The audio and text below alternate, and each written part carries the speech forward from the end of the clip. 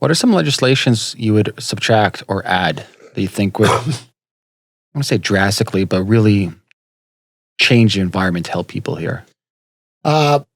Myself, I would love to take control of CPP and EI. Okay. They are provincial jurisdictions according to our constitution. So, before we continue, so for people who are listening that may not be familiar with that, so CPP is Canadian Pension Plan. Yes. So same thing like United States, you're paying into Social Security. Yep. Percentage of your income with your employer goes towards your future pension. Yes. And at this point, the government holds that. Correct. So according to our constitution, we as a province can take that power upon ourselves and write our own rules.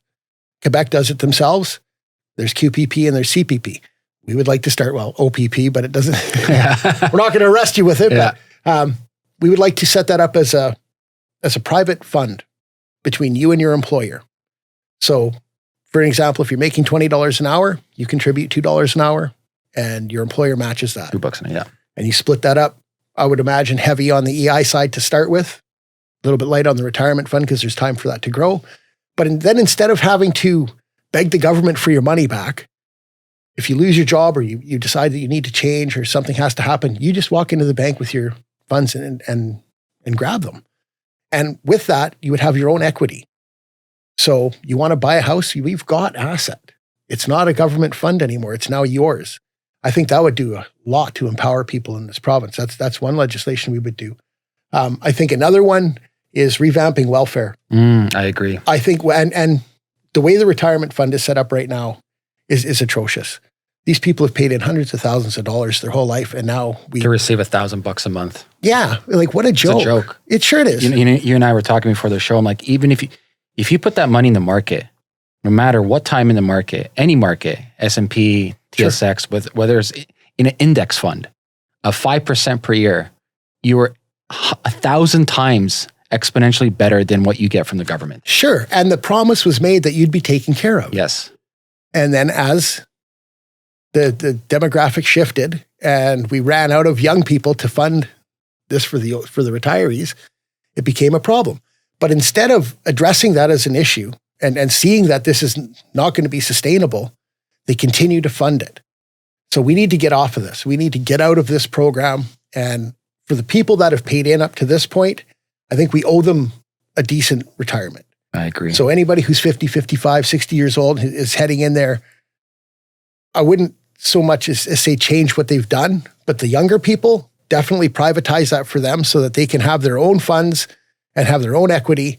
And for the people who've paid in all these years, let's give them a couple $1,000s a month and allow them to at least live a decent end of life, right? And it might cost us a few dollars, but the way the government throws money into the garbage can, I can't see a better way to spend that money, right? If you're going to spend money, do it honorably and put it in a place that has some type of value, right? And those people have paid in and supported us and looked after us for all these years. And it's a joke that we treat them the way we do.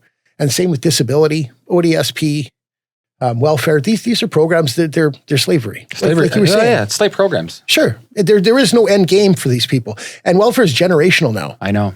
Well, I say whoever designed the system, I haven't done my due diligence of looking the history of it, but just looking at it from observational aspect and seeing the policies they have, I'm like, whoever designed the system designed it purposely to be a slave system. This isn't by mistake. No, and so I think it's a 50-50. There's the insidious side of it. The people who wanted that to happen are like, yes. But back then we also printed our own money. So after we built the St. Lawrence Seaway and we built the Trans-Canada Highway, and we built CN Rail, we had all the hospitals and schools built, they needed a place to spend this money into existence. So that's where these social programs came from. That's where our healthcare, that's where EI and CPP started, was a place to generate that currency and spend it into existence. And then in 74, when we changed that, it became a huge burden on us, right? And that's why we're in these situation we are now, is we no longer print that money. We no longer have control of that. And every dollar we print costs us $1.05. So we're screwed right from the get-go with the current system. And so what would you do to change the welfare system? I like And I take a huge knock from the party for this one because I see an empowerment system. I see a disability empowerment system. So as we were talking earlier, I see three types of disability. There's economic disability, there's physical, and there's mental disability. They're all just as bad as a person to deal with these and things. all connected. Sure. Yeah. And yes, sometimes two or three are layered upon themselves. So instead of handing them a pittance, penalizing them for going out and working, let's empower these people. Let's retrain them, put them back to school, put them in a trade school, teach them something of value, maybe a 4 or 5 year program that's a little bit front heavy on the money. And then in the back end, it's light because these people are now back into society and contributing instead of this dole, right? That's what I would like to see. And I'm pushing with the party for that. And I take a lot of heat for it, but I'm willing to stand on that and say, you know what, we can't just tear the system apart. Well, this is one of my beefs with libertarianism. And at the end of the day, ideally for me would be like, we talked about taxes. Sure. I believe without representation, there shouldn't be tax. I think, at least for me, the worst one is income tax. You're stealing my labor. Straight up. Like straight up. Yep. It's slavery. I work, I put in labor, and you take it away from me. And if I don't pay, I go to jail. That's right. I don't know what else you call that. That's right. Okay. I'm a realist, though, too. Yep. And I know for a fact, I'm not going to snap my fingers like, well, income tax gone. Can't. So, you and I were talking about this earlier. It's like, accountability, transparency. Yes. It's like, even with these systems, it's like, regardless of what social program you have, or if you're taking whatever, 13% for HST or whatever taxes, VAT tax, sales tax, I in fact, from a economics perspective, a moral ethics perspective, for me, I wouldn't feel that bad paying into taxes if I saw firsthand line items of where the money went, which contractors received the bids, sure, and how the money was used for X, Y, and Z. Exactly.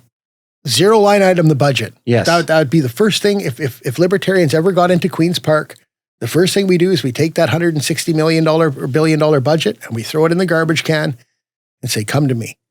Come to me with your program, show me your budget, and show me why you need that kind of money. And then from that, you're going to find a lot of redundancies.